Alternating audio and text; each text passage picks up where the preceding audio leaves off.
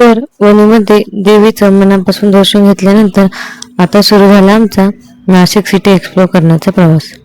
सगळ्यात आधी आम्ही पोहोचलो नाशिकमधल्या खूप प्रसिद्ध आणि ऐतिहासिक अशा काळाराम टेम्पल येथे.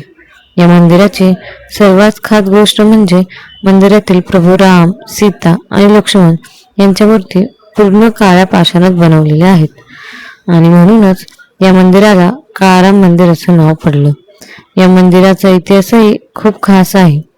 गोपिकाबाई पेशवा यांच्या आदेशानुसार सरदार रंगराव उडेकर यांनी 1782 मध्ये या मंदिराचं बांधकाम सुरू केलं.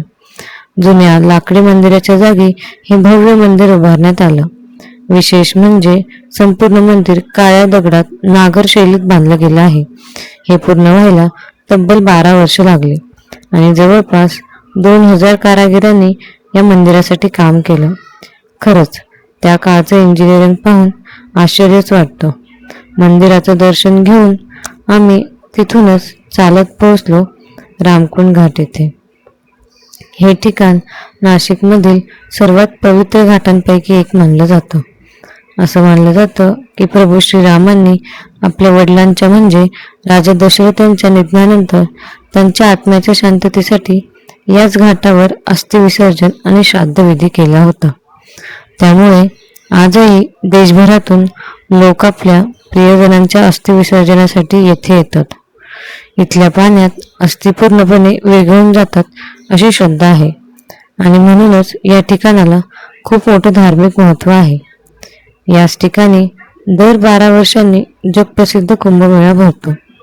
आम्ही गेलो तेव्हा पुढच्या सिंहस्थ कुंभमेळ्याची तयारी सुरू होती. त्यामुळे काही भाग बंद होता आणि काहींचं काम सुरू होतं. मग आम्ही तिथेच नदीत हात आणि पाय स्वच्छ धुवून घेतले, कारण आंघोळ करायला पाणी तसं इतकं स्वच्छ नव्हतं आणि काही व्यवस्थाही नव्हती.